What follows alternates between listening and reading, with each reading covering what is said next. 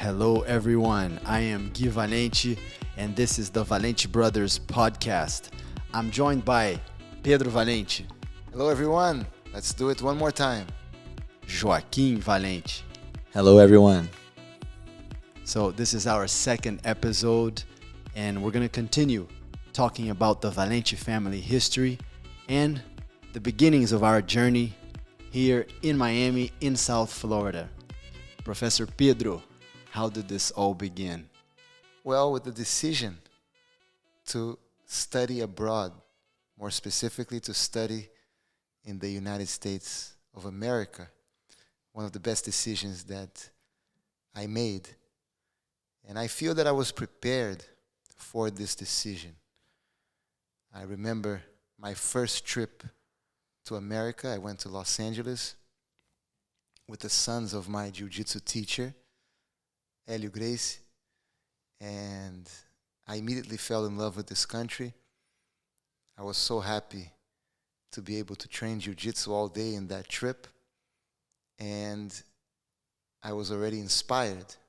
As you guys know, I studied at the American school, the Escola Americana do Rio de Janeiro, the American school in Rio, and my father's plan, our parents' plan was already to send us to attend an American university. And so the preparation for this was me coming to the United States every summer,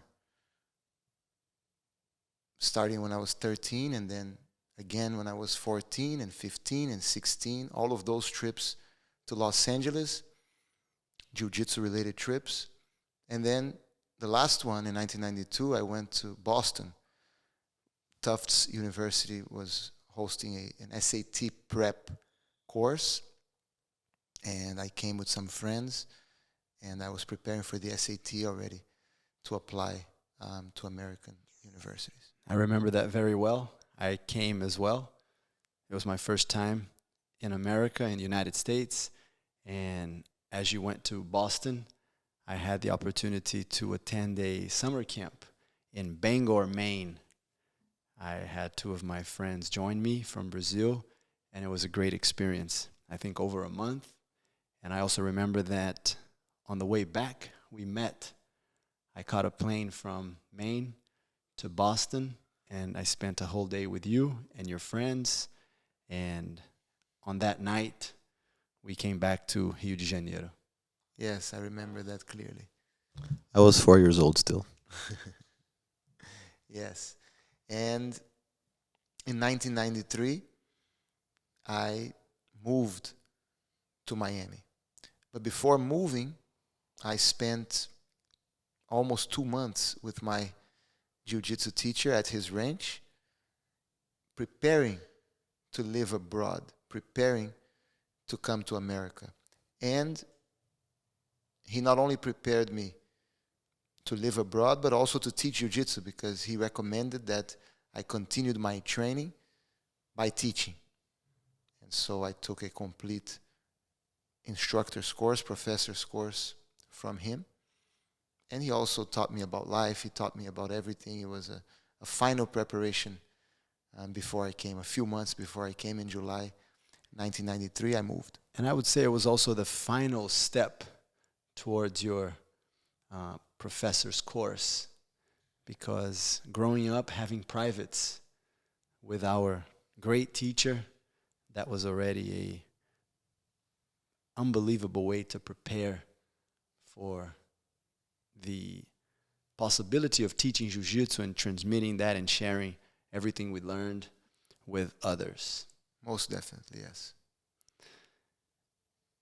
Talk to us a little bit about arriving in Miami by yourself. Our parents came to help you in the beginning, but that experience. Yeah, I have to admit that Miami was not my first option. I really, really wanted to go to Los Angeles because that's where jiu-jitsu was. I had been there in the garage years, 1988, 1989. Helio Gracie, the creator of the UFC, together with his brother Royce, the first UFC champion. At the time, they were teaching in Helio's garage. And so that's what I experienced. I was spending my entire day at the garage, watching them teach, helping them teach. And then I kept doing that every year, 89, 90. In 90, they opened their first school. I was there for the opening of that first school. So I wanted to be around them. I wanted to study at UCLA or the University of Southern California.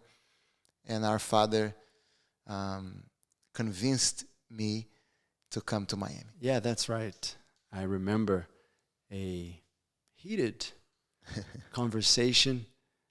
It was a Sunday. We were in the pool, and you really wanted to come to California.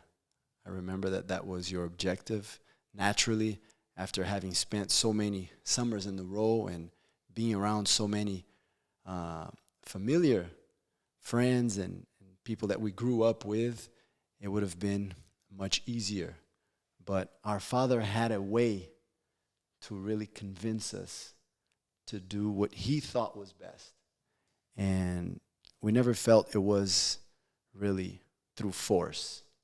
Yes, it was always a way to make, he made sure that we went his way, but always by inspiring, always by making sure that the decision was something that came from us. Sometimes with a very, subtle sentences such as, I wouldn't do that, but if you want, go ahead.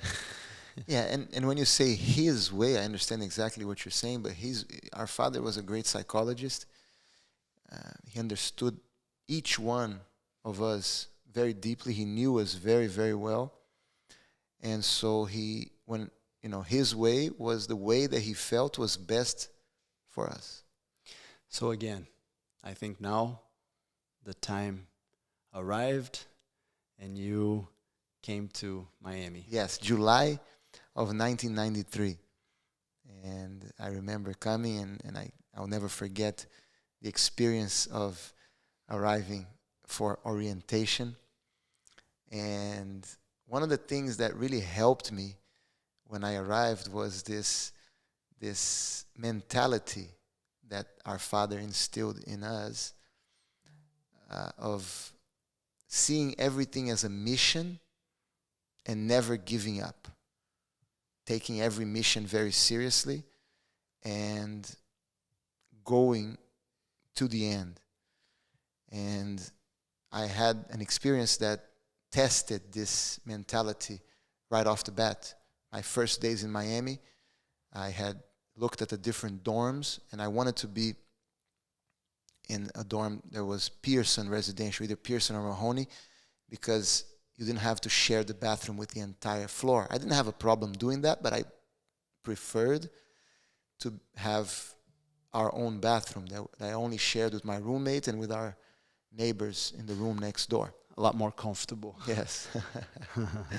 But I was already placed, and as a freshman, they told me that I could not choose. And I didn't give up. I kept talking to one person, and I didn't know anyone at that time in Miami, at the University of Miami. But I just kept trying, and I was so persistent that eventually they told me, well, there's a wellness floor. It's something new that we're doing here for the fall of 1993. It was never done before, and it's for people who are interested in wellness. Do you think you would fit? And I said, absolutely. I've never tried Coca-Cola in my life. I'm very healthy, and I think that floor was made for me. And they said, okay, so it will be room 109, Pearson Residential Hall. And Jimmy Robertson, who had studied with me in Brazil, who became our first black belt at Valente Brothers, he was already my roommate, and I told him, Jimmy, I was able to get us at Pearson. We're going to have our own bathroom, and he was very happy, and that's where we moved in. I remember our parents, our father, our mother, helping me move in, helping set up that room for me. Very memorable experience. And this is one of the great lessons that we received, that we learned from our father, which is to never take no for an answer, to always try to find ways, to always try to fight through adversity and the very common obstacles that come up and that can present a challenge. You know, my first experience with that I remember was one time we were in the swimming pool. That was a habit for us, right? Weekends, be on the swimming pool with our parents. And I remember it was the day of the final of a big soccer game between Vasco and Flamengo. It was the final of the championship. And I really wanted to go. And I told my dad, I want to go. I think I was 13 years old, 12 years old. And he said, okay. He had a good friend who was actually the president of Vasco at the time, or vice president. And he said, go up to my room, get my phone book, find his number, no cell phones back then, and call him. Those old Rolodex. Yes. Call him and ask him for the tickets. I'm sure he's going to, Help you out. So I called his house. Someone answered the phone. I said, can I speak to that person? They said, no, he's not here. I said, okay, thank you very much. I went downstairs and I said, Dad, I called and he's not there. He's like, okay. And what do you want me to do? You're just going to give up and you're expecting me to find another way? No. Go back there, call again, and find out. Maybe he's not there. Maybe his wife is there. Talk to his wife. Tell her who you are. Ask her if there's a number that where you can find him. So I went up. I called. I was able to find his wife. She gave me another number. And then when I came back down, my dad said, what about the parking pass? Go back up. Call again. You need a parking pass.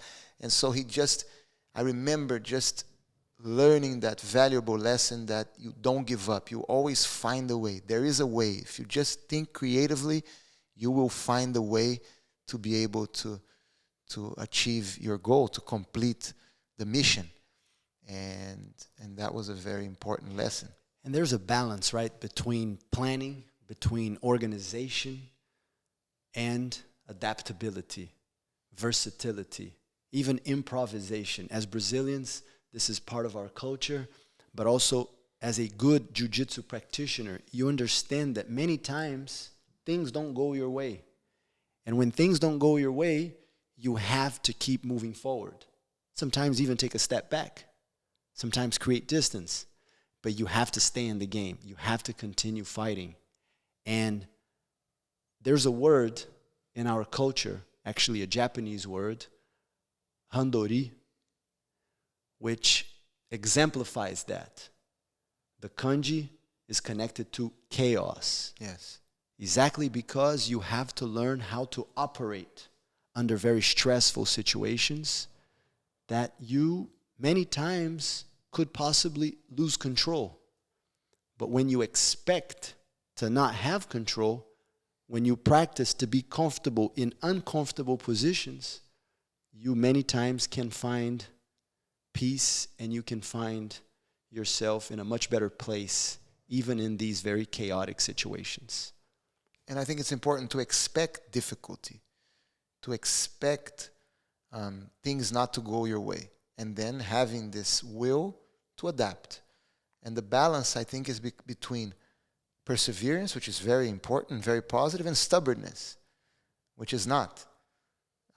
Sometimes you will see that moving in a certain direction is not possible, and so you have to change. And so that's the balance that we must always find.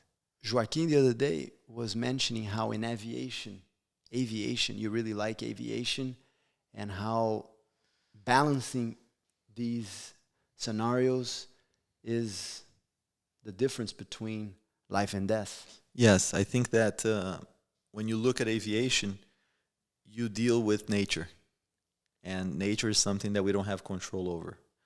And part of the art of adaptability is your ability to do well whenever there's the unexpected. And being able to have the emotional control, being able to be prepared and to feel good with the discomfort, and being able to look for alternatives is something that's very important. And I think that's all present as a pilot, and being a good pilot, your ability to have those skills. And I would also connect that with the military, being able to work with, the most elite special forces, groups in our military. One of the skills that they're looking when trying to select a new operator is someone that has that ability when faced with an obstacle on being able to carry the mission on and complete the mission, and having the confidence sometimes in the field of having to make a decision that maybe was not what they had first planned, and it wasn't plan B, C, or D. It's something that they had to come up in the moment to be able to complete the mission. And we have seen so many amazing missions that were performed by our U.S. military in the last 2 decades, where the example of that was showcased so well. And for this to be possible, I think the key word that you just used, Joaquim, is confidence. And I believe that our educational upbringing, our upbringing was based on the psychology of confidence. Both our father and our jiu-jitsu teacher, they raised us, they taught us with the psychology of confidence. And this mission-based approach of learning to persevere, learning to continue to try and to not to give up when you have the first obstacle in front of you, is something that creates a lot of confidence, because as you achieve missions, you feel invincible. You feel that you can do anything. In my high school yearbook, you had to choose a quote. My quote was, "The possible I do immediately. The impossible takes some time." Our dad used to say that often. And I gave him credit for that quote in the yearbook. And the impossible just takes some time, but nothing is impossible. And that mindset creates a lot of confidence. And, when you talk about that confidence, I think a lot of times as jiu-jitsu, teachers, students ask, how do we deal with fear, right? Fear of a fight, which is sometimes one of the most common fears that people have. And the way to be able to develop an ability to deal with fear, because fear is present even, in the most amazing, acts of bravery, of courage, you still see fear present. But the continuation with the mission, with the continuation of being able to fight, to be able to defend, is really what makes all the difference. And I think the way is in training. And that's something also that, in talking with the brave men of our military, they say that if you train, if you practice enough repetitions, when the time comes, there's no space for the fear to stop you, because the confidence has been developed for you to be able to carry on, continue with the mission, and accomplish the task. And on top of that, there's also, as you said, training creates an automated response to all these situations, even to when something breaks down, even to chaos. When I was in Iraq back in 2007, I had the opportunity to visit Camp Liberty in Baghdad and training several soldiers, and having the also privilege to see a lot of the operations there. I saw some training and also of special operators. And I asked one of them, I said, I see that your ability is amazing. I see what you're doing, and it's really, really, I can imagine in a real situation, things change, and it's very difficult to have that same performance. And he said, undoubtedly. And I asked him, and what about fear? He said, look, we do this course, we do these training sessions so many times, and we practice so much, and we practice so many different scenarios that really, when the time comes, there's not even a moment where you have the time to feel afraid. And I think it's exactly what you said. Training. Oftentimes in the jiu-jitsu world, in the fighting world, people say, you cannot teach heart. What do you think of that? I disagree with that completely. In fact, I know it's not true, because that's what we've been doing from the beginning, teaching heart, teaching people to be courageous, more brave. People do become more courageous through knowledge and through training. and through influences and through your environment. Absolutely. Just being around, yes. Just being around courageous people, and I think you see that a lot in the military as well. Yes. You know, I remember coming back from Baghdad when our trip was over. We came back and we had to fly in and fly out of the base with a C-130 Hercules plane, and we had to use these maneuvers called corkscrew maneuvers to leave the base. For obvious reasons, we couldn't fly low. So it was pretty turbulent, and the plane shaked a lot. And for those of you that don't know how that plane looks, just Google it, C-130 Hercules.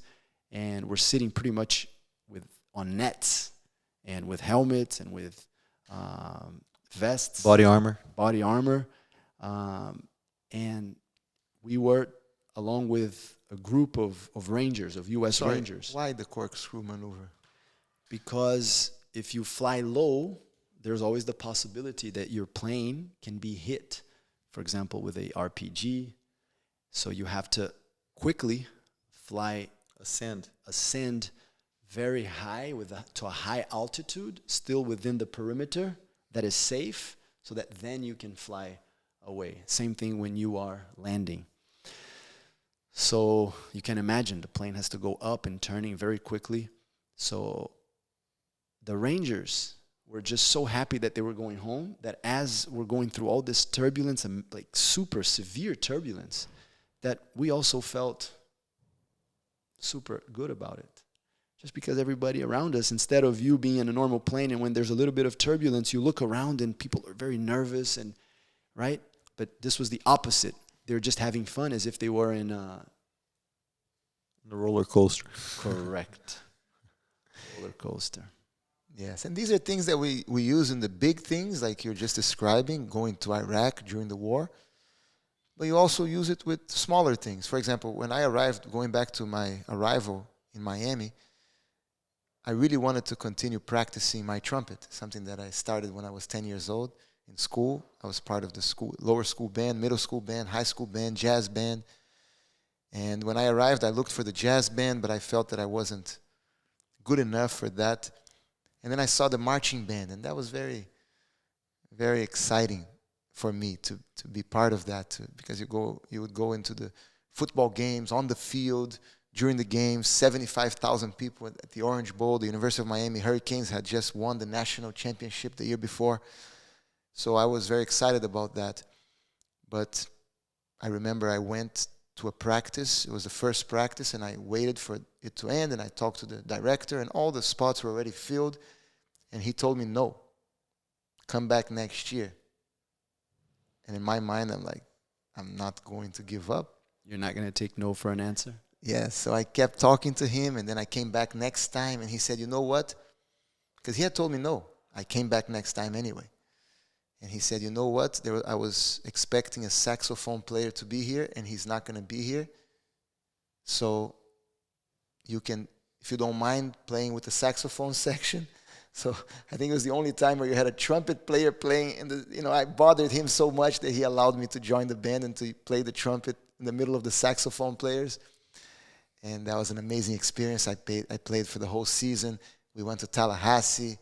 It was really incredible. Yeah, I remember. And this was all part of some recommendations that our father made. He asked you to try to still continue to do pretty much everything that you were doing in Brazil to facilitate your adaptation process. Yes, swimming is something I really liked. So I went to the swimming pool almost every day between classes. I went to swim in the swimming pool. That was his recommendation. And jiu-jitsu, continuing to train jiu-jitsu, and our teacher's recommendation was for me to start teaching. So I started teaching Jimmy Robertson, and that's when I first started teaching private classes. Grandmaster Helio had given me a curriculum, and I started using that curriculum, and it was almost like an experimentation with Jimmy. He was my first student, and I was learning how to teach. And those classes took place in the dorm room. Between our beds, we made some room. It was not a lot of room. It was a very small room. But that's where I first started teaching jiu-jitsu. And while this was happening, this is in 1993, we're in Brazil, right? Going to school. You left. I remember when you left. I remember telling my mother, now I'm by myself. I'm going to have to make new friends because not only you were my older brother, but I also really enjoyed being around you and your friends. And in a way, I became the oldest brother. Joanna, our sister, and Joaquim, our youngest brother. And it was a very good opportunity, I think, for me. And I have to say that our dad, once again, along with our mother, they really understood the importance that sometimes an external figure has in our upbringing. And our teacher, Hélio Gracie, really helped us and played that role to a level that we will be always eternally grateful for. How was it for you, Joaquim? I remember you're 5 years old. I remember hugging you and telling you goodbye. And I remember that clearly. How was it for you when I left and your experience with our sister, with Guy in the house without my presence? I would bring him to every soccer game. Sometimes he would sleep in my lap. It was great, even though we missed you. Guy was a great, older brother, and we lived in a very nice house with a lot to do. That was, I think, on the first podcast we spoke about that, and it was part of our dad's plan, and that even led up, I think, to what VB Tactical is today, because Guy really liked the tactical side. I think he liked more the tactical side back then than I like tactical side today. He liked the guns, he liked the knives, he liked to, see the house as a battleground and fight for territory, and we used to play a lot, and it was really, a great time. And also, I think that our dad, he gave us the ability to do so many activities in a way that, yes, he was preparing us with striking, with throwing techniques, but at the same time, he was also making sure that we were always occupied, that our mind was occupied. And I think that has a very, healthy side. And I think that's why when Guy mentioned that our dad gave you the advice to continue to do the same here in Miami, he was looking for that, for you to stay occupied. And, our dad always said that a mind that it's occupied doesn't have time to think about negative things. Yes. And so, Guy was doing his activities, I was doing my activities, but I remember that many times Guy would take me with him, and I have a very good memory going to the boxing school at night. I remember that was so cool because it was a time where I think most of my friends were already going to bed, and that allowed me to go. I think the practice started, at 7 p.m. By the time we got back at home, it was already 9:30 p.m., and to be awake at that time was nice. And, Guy was starting, this was a little bit later already, but Guy was starting to drive, and I used to drive with him, and we used to listen to the police on the way to the boxing practice. Yeah, the police. And I used to do the warm-up, for the boxing. It was a very intense warm-up, a great warm-up. And then afterwards, we, on the way back, we used to stop in this kiosk in a very beautiful area of Rio, in Vidigal, coming back on Avenida Niemeyer, and they had these kiosks, and we used to stop, drink some coconut water. Yeah, beautiful. And then it was overlooking Leblon and Ipanema beaches. Yes. And at that time, Rio is an amazing place, by the way. We encourage everyone to visit. But it was also dangerous. A lot of kidnappings going on. I know that you had a few experiences with Guy on the wheel. If you can share those with us. Yes. I think one time coming back from a box. Actually, no, we were coming back from school. We went to the American school, and there was a championship called the Big Four, which all the schools in Brazil, the American schools, used to compete against each other. And, this one was hosted in Rio, and we had to basically house visitors from the other schools. In this case, they were from São Paulo. I remember. Sport competitions, right? Sports competitions, yes. You know, softball, basketball. For the girls, yeah, I was in the basketball team. Yes. I really liked basketball. That was also a huge part of my upbringing. All because of Pedro's visits to California.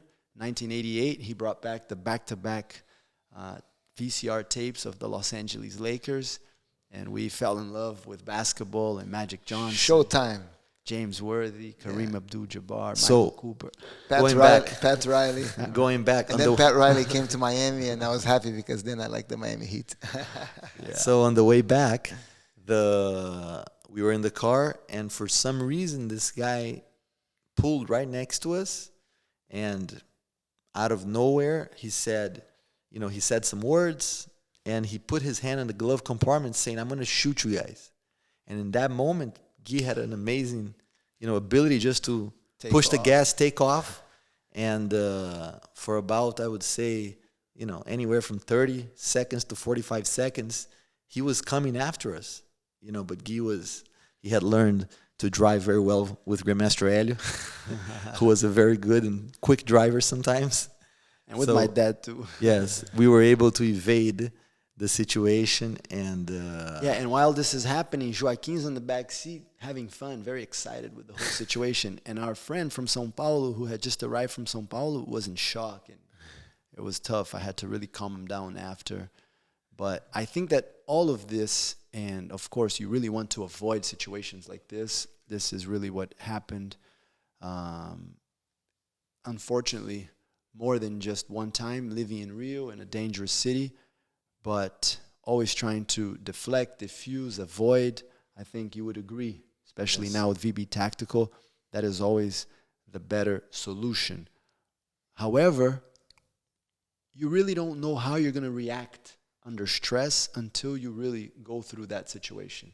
But because of our training, I believe that, yes, you still feel a lot of tension, you still feel stress, but you never take no as an answer. You always keep moving forward, and you have to find ways to survive. You have to find ways to keep going. This is, I think, a notion that a lot of people have, that because their plan is to deflect, de-escalate, right, to try to avoid the fight at all costs, they think that because of that, they don't have to be prepared. And it's the contrary.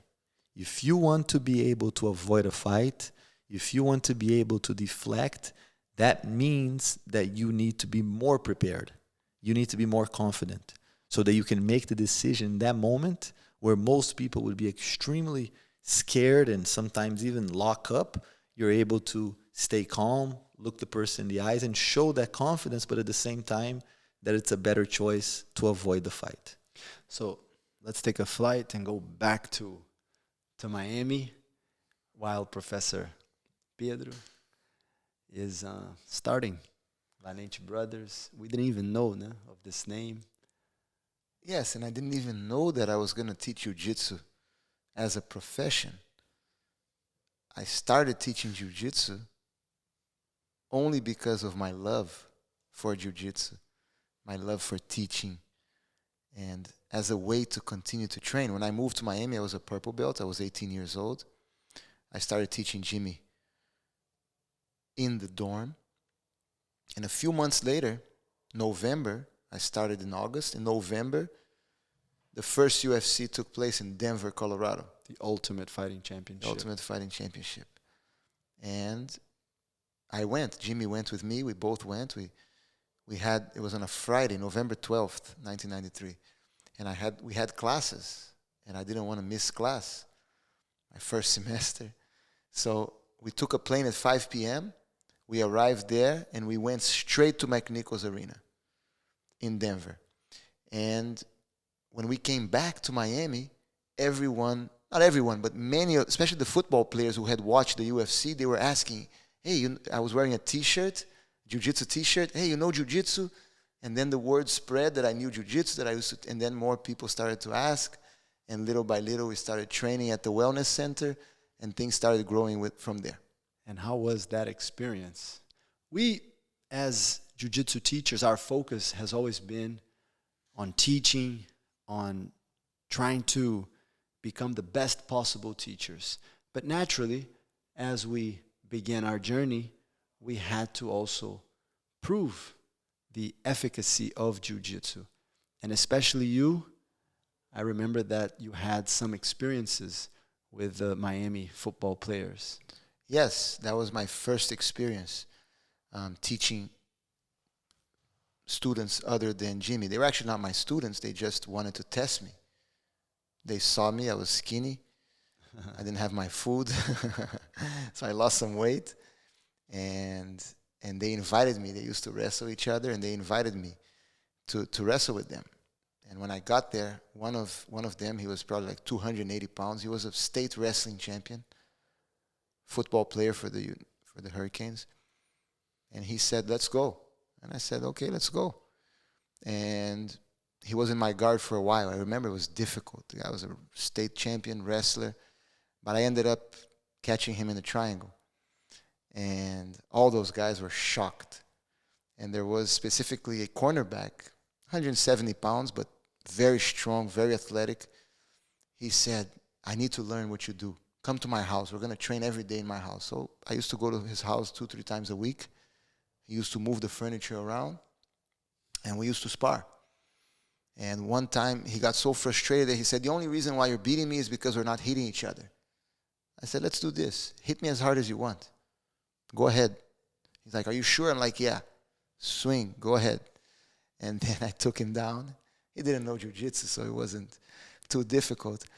Took him down, turned his back, choked him, and he said, "You know what? I'm bigger than you. I'm stronger than you. One day I'm going to beat you." And I said, "Okay, no problem." And we kept trying. I remember I told Grandmaster Helio this story, and he said, "Look, don't keep catching him with your favorite move, because he's going to learn it and you're not going to be able to catch him anymore. So save it for when you need it." And he was a good friend. He was a great guy. I haven't seen him in a long time. But that was my first challenge match experience. We had a few others. But as you said, our focus is on teaching jiu-jitsu. It always was. That's what we always try to do, be the best jiu-jitsu teachers that we can possibly be. So you were teaching the football players at that time. Also, one of our original black belts, Carlos Vilares, was also, he studied at the American school in Rio and moved to Miami, going to a different college, but he became your student as well. A few months after this interaction with the football players, he came and he started training with us at the wellness center. We had a little group of guys, and soon after that, two sons of our teachers, Hélio and Royce, came and taught a seminar. And the UFC... Hélio was the founder of the UFC, and Royce, the original champion of the UFC. And the seminar was very well attended. And they announced after the seminar, "Pedro is our representative here in Miami. Call him." And they gave they said, "He's our father's student." Our father's student. And they had, we gave them my dorm phone number. And that's where I got my first students, my first private students.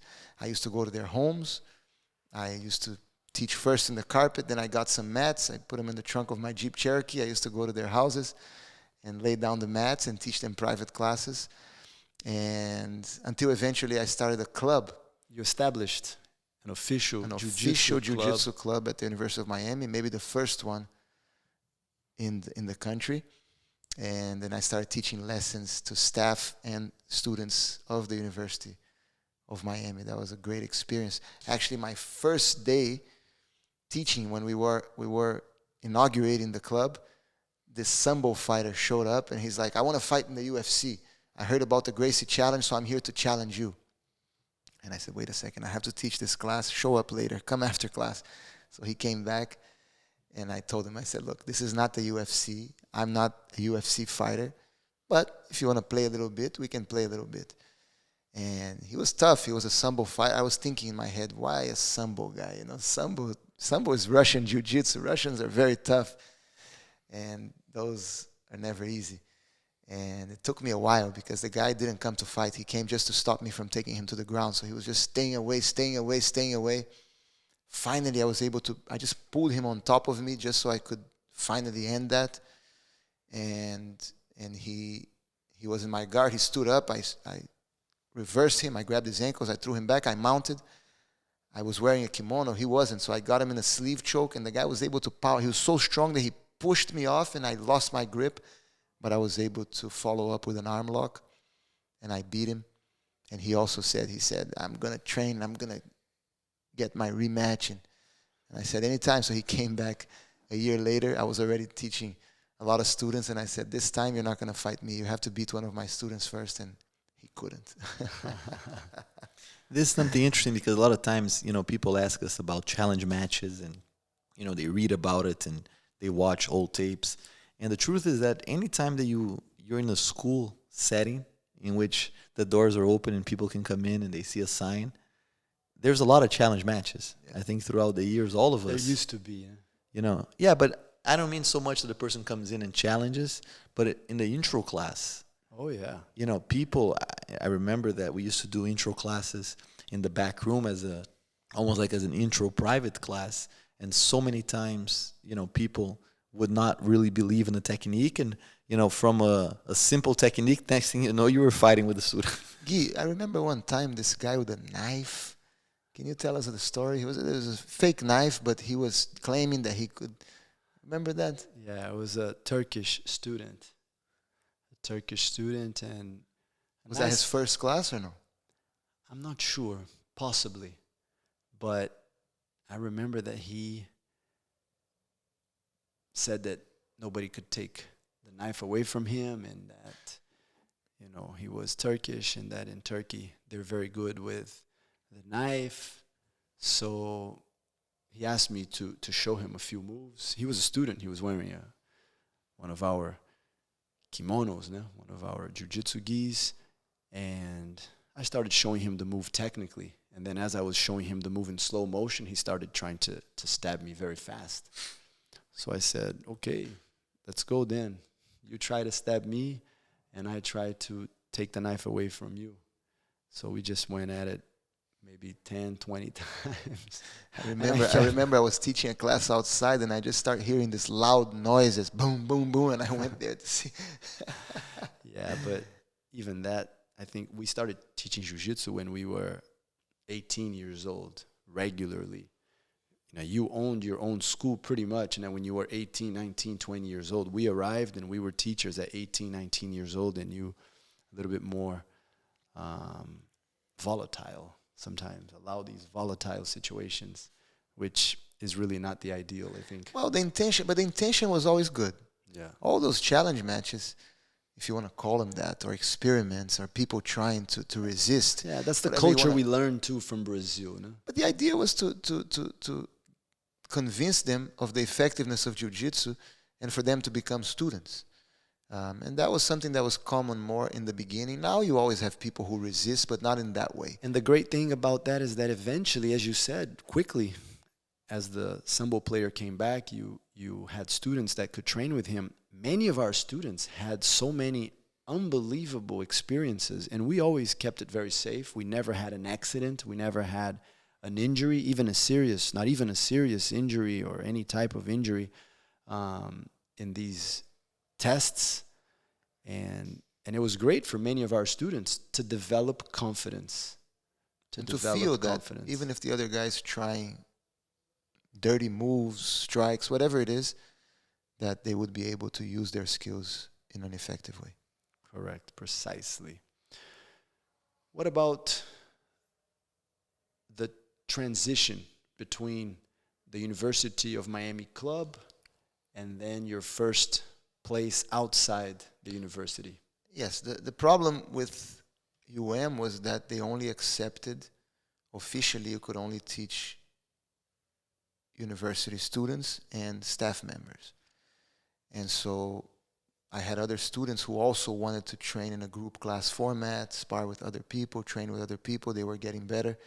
And so one of my students, he offered a part of his warehouse for me to teach. Half the warehouse was full of boxes, and the other half, there was some free space. And so I bought some mats, I laid them down, and I started inviting people to come. And as I said, my goal was just to have fun, to teach, to improve. But that started growing and growing, and Eventually I had 35, 40 people in that little warehouse, no air conditioning. Holes in the wall. Holes in the wall. We used to cover them with cardboard and Scotch tape, and no AC. It was hot. And We're in Miami. Exactly. And I bought this plastic fan at Home Depot. And that was all the air we had. But those are great years, great times. And many of our students who are still with us today, many of our black belts actually started in the warehouse. And that's something that's so nice about our school. That's a great testament to your leadership and your ability to really connect and transform many people's lives just the same way that our lives were transformed. Not only mine, because even though you guys were not here in the beginning, I couldn't have done it without you, because you were playing a very important role in Brazil. I'm not even talking about all the help that you gave when you came here and all the work that you did when you came here, but when you were in Brazil, it was a team effort, a family effort, and that's why I don't believe that because I came first, I have any more credit for the success of Valente Brothers than you guys have, and our students, without whom this would be impossible. Now, something happened that could have really changed the course of our story here in Miami, and you almost had to go back to Brazil. Another no. Exactly. Another no that I had to deal with. So when I graduated in 1997, one of my students who was in that seminar in 1994, he offered me a job. I was looking for a job. As I said before, I wasn't thinking of becoming a jiu-jitsu teacher as a profession. I was teaching for the love. And he offered me a job. I had graduated with a degree in business administration. And he offered me a job to start an operation. It was cellular phone technology. And just like the 5G today, they were introducing a new technology. And Brazil was just having their bid for this technology to be released. And this company offered the infrastructure and a turnkey operation for implementing the system. And I started working with the company, and he was very happy with my work. And he lived in Boca, so he was like, Pedro, I have to drive all the way to South Miami. Let's find a place for you that's halfway. I'll help you. And he was from the real estate industry, and he said, I'm going to help you get a good deal. And I was like, I don't know. And he was like, let me do it. And then we went driving one day during lunchtime, and we found this place. And the rent was a little bit high because our father could have helped me, but I felt that it was something that I needed to do alone financially. And our father also encouraged me to do it alone. Yeah, I remember. And find a way.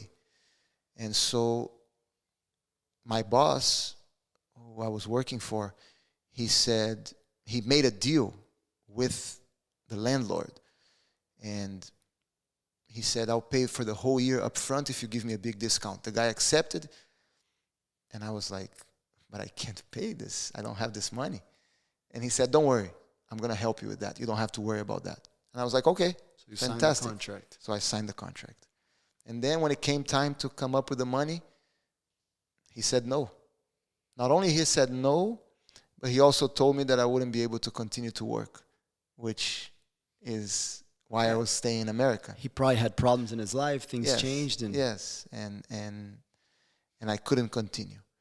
So that was a big no, because I was like, wow, I already have a signed contract, and I'm going to have to go back to Brazil. So how did you turn this around and did not accept no as an answer?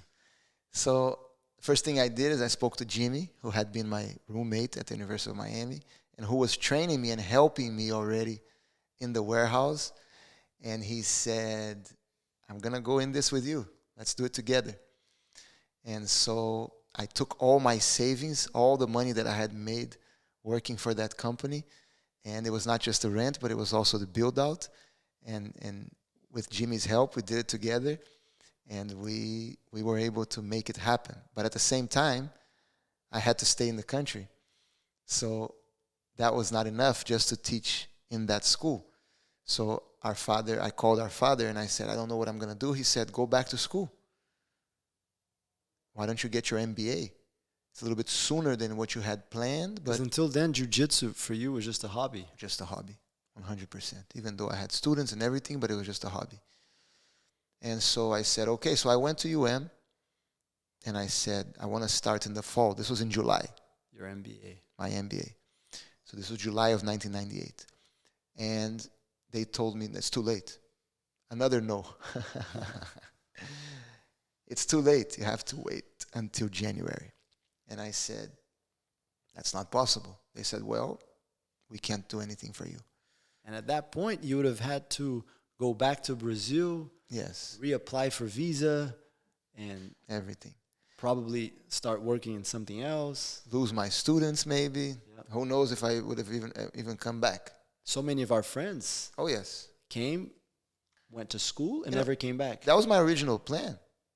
To come, stay 4 years, and go back to Brazil and work in Brazil. So what happened? So what happened is that I kept insisting, and they said, well, but you don't have the GMAT. The GMAT's the standardized test that you need as a requirement to take the MBA. They said, you don't have the GMAT. I said, well, let me take the GMAT. They said, you don't have time. You don't even have time to prepare. That's a test that you need to prepare for. Yeah, because you need a certain grade. Yes, and they said, you don't even, that's not something they offer every day. And the deadline for admissions, for late admissions, is next week, 1 week from today. So I said, how can I take the GMAT? They gave me a phone number. I called, and they said, well, we have a test in 2 days. That's the last one for what you need. And I called our dad, and he said, look, don't eat, only fruits. You have less than 48 hours. Don't sleep, study, go take the test. And I did that. I bought a CD-ROM, which had, these it's like an audio sample book. tests. Like an audio book today. It was in the computer. Yeah. So I was looking at the material, and I was studying, and I was able to pass the test. And that was such a great feeling. And then I went to the admissions person, and I said, look, I can't believe it. And I said, yeah, I passed the test. And then I applied, and they accepted me, and I started the MBA in the fall. And I was able to stay in Miami, and I was able to continue to teach, and the rest is history. And we're so grateful for that, and we're so also grateful to our dad's vision when he really pushed you to come to Miami. At the time, that was really not, especially in Brazil, our friends, that was not the first choice. Yeah, I got accepted to a few schools in California. I got accepted to schools in Boston, Washington, D.C. Which was a lot more prestigious. New York, not just prestigious, but schools that were ranked higher than the University of Miami in business. Even though UM is the School of Business is great, but these schools were ranked higher. And this is very interesting, right? Because this is not normal. And our dad, he preferred Miami. And of course, the University of Miami is a great school. But he balanced different aspects of this whole decision process. His thinking process was different. My high school counselor couldn't understand why I was going to go to UM. And our father thought primarily of quality of life, lifestyle. And he thought that the weather here us as was better cariocas, from Rio. Natives of Rio de Janeiro, of the city of Rio de Janeiro. Yes, and the weather, and he also saw Miami Florida as a place of the future. I remember that. And even in that discussion you guys had, that really decisive talk where he really pushed for Miami, he talked about how Florida, South Florida, was a place of the future. This is in 1992. Yeah. And he didn't, if I wanted to go to California, I would have been able to. He would have supported me.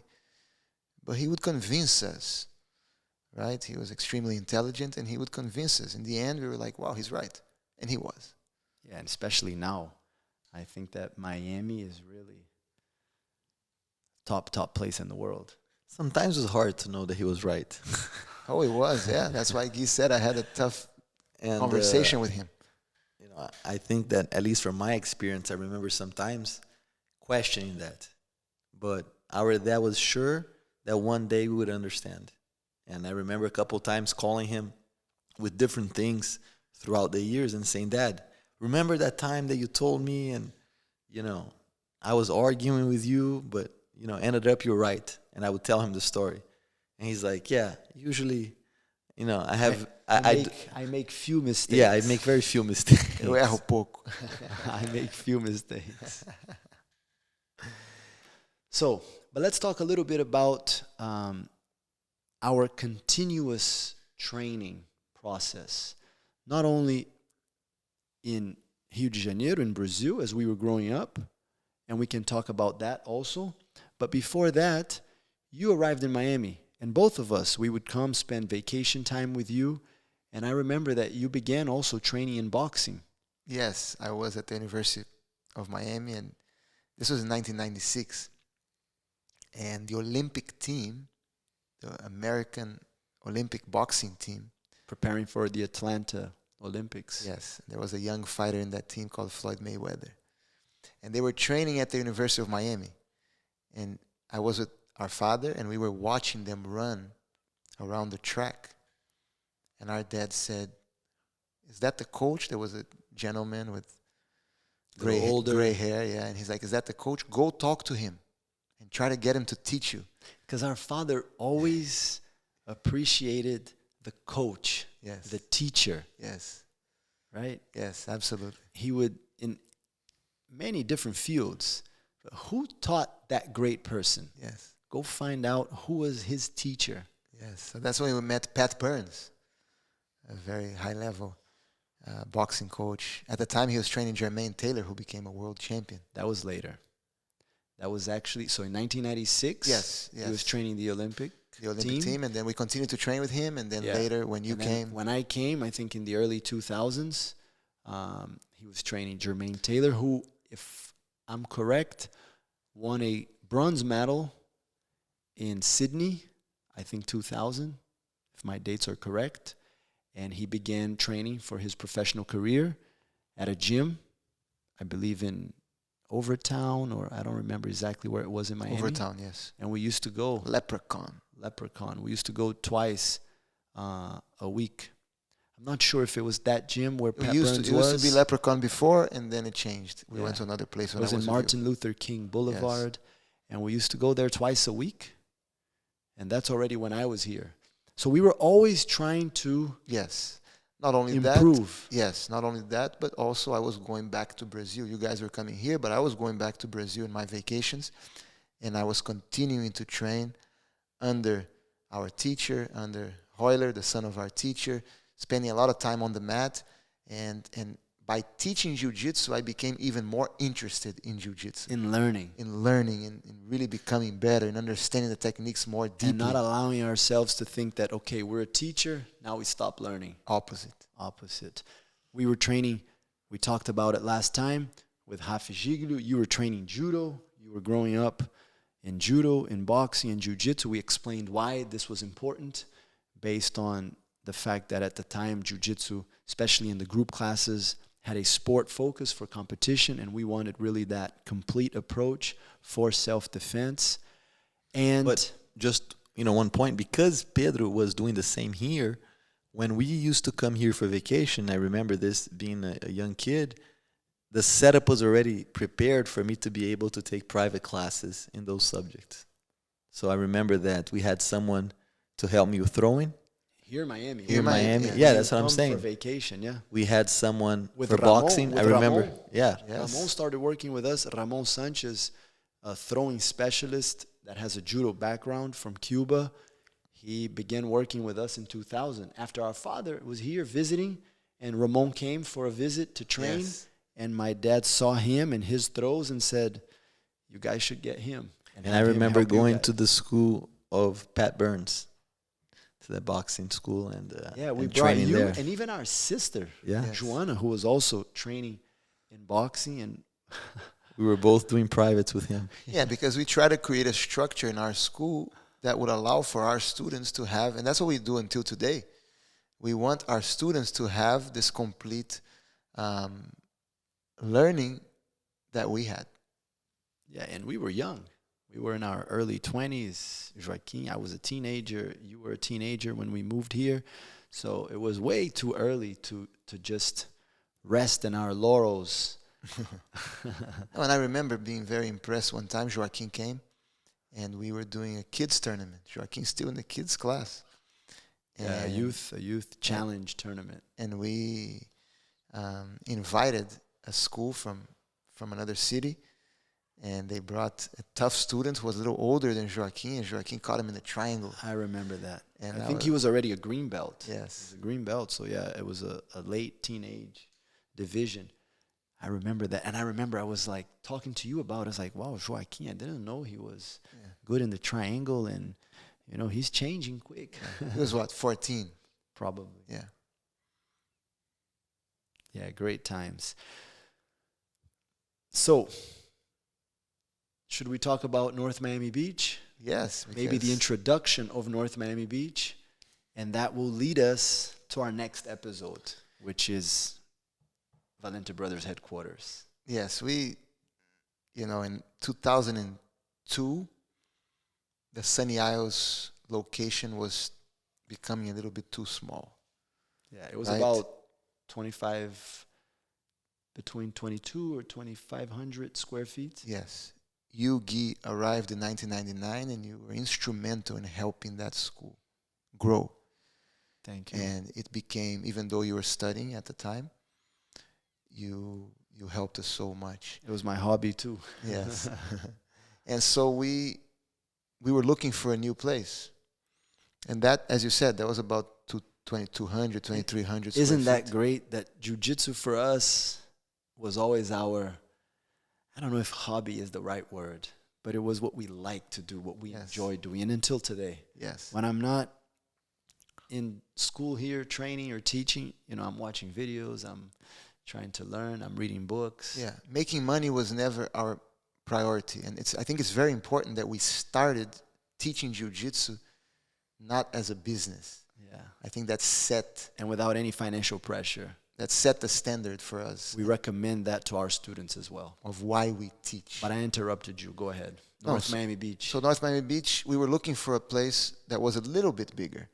And then our landlord, he said, I have another space that is quite bigger, but because of its format, it was like an L-shape facility, I'm going to give it to you at a good price, which is in the range of what you're looking for. And I remember going there and telling him, this is way too big. It was 6. We went together. I was here visiting. And we went the first time, and we said, there's no way. It's too big. It's too big. It was 6,400 square feet, 3 times the size of the other one. It was vacant, and it used to be a church. Yes. Yeah. And so... I think some time went by before the second time that we went to visit again. Yes. And I think the second time I wasn't there. Yes. Yeah. Who was with me? We were in the dark, measuring. I was there. Yes. Yeah. And that's when we already There made was the a decision. huge chandelier Yes. from the church. Yes. And I remember having some conversations with you guys saying, we're going to have to put a curtain on the main mat because the classes are going to look too empty. It's too big.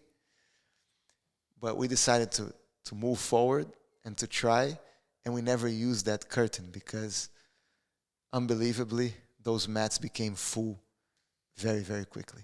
Yeah, it's true. Unbelievable. And that school was an amazing school. I remember, we received so many visits from friends from Brazil, from all over the world, from different martial arts. And everyone that stepped into that school had a wow factor, from the size of the mat to the way that the school was built out. And in the next episode, I have a funny story to tell everyone about, going back to that location as this location was already ready, and, what went through my mind. And that's something that we can be very proud of, because I remember when not the warehouse, but when we opened Sunny Isles, it was already a very nice school for the time. People who visited were like, wow, this is a very nice school. Yeah, because this came from our father, attention to detail. Great plastic surgeon. He really always pushed us to do things nicely and without cutting corners. Of course, back in the early days, we had to do what we could as far as the investment we could make, but always trying to do things nicely. Yes, and then that school, other schools started catching up, if I can say that, and there were other very nice schools. And then we opened North Miami Beach, and that was like, wow, it was much bigger, and I remember it was also very, very nice. I remember being in that school and thinking of the school that our father attended in the 50s in Rio, and thinking, wow, maybe these are the glory days. Because this school is so nice. We have the private rooms, we have the main mat. Especially when I remember every summer, our father made us do a little makeover in the school and make it look nicer, the bathroom, something. And whenever the school closed for any type of vacation time, he always pushed us to do something, either a paint job or make sure that you would fix anything that was broken or anything that would make the school look nicer and fresher. And I remember one time we did something at the reception area. We put wood on the floor, and I remember towards the end, yes. I remember getting there and saying, "Wow, this place is amazing," and that was something that you know what? Going back to when we were about to move to this location, and I think this will really close this episode very well because of this theme. Really not taking no for an answer. I don't know if you guys remember, but I was with my dad at the entrance, the main entrance of that school, towards the street, towards the big parking lot, and there was construction going on, and this gentleman walked by us, big guy, and he said, "No business works in this location." And he just walked past us. And I'm not sure if he was the owner of a restaurant next door. Was this when we were moving? Yeah. We were working on the build out on the mats, and he just made that comment. I remember that. No business works in this location. And my father didn't really understand exactly what he had said. I translated. Luckily, when I finished the translation, the man was far away. And my dad said, "Good. One more source of motivation." So, never believing in any type of negative comment, never allowing anyone to come in between your goals and your dreams and your mission, fighting through, overcoming obstacles, and trying to always learn from mistakes, but most importantly, never giving up. Yes, that's what we've always done. From the Chinese restaurant in Sunny Isles that was complaining about the noise and wanted us out, to the situation in the North Miami Beach school that we couldn't use the front as parking, and they forced us to park in the back once we had already moved in. There are always difficulties, but we just persevere. Just like when we learned how to horseback ride and we would fall, what would happen? Get right on top of the horse again. Right back on again and keep going. So, thank you so much. We will see you again. Please remember, if you like this video, if you like this episode, share it with your friends, comment. Next time we will be trying to answer some of your questions as well on our YouTube page, on our Facebook, on our Instagram. Soon we're going to be on iTunes as well. We are on YouTube and Spotify already. So please help us spread the word, and we will see you very soon. Thank you so much. Thank you so much. Thank you, everyone. See you next time.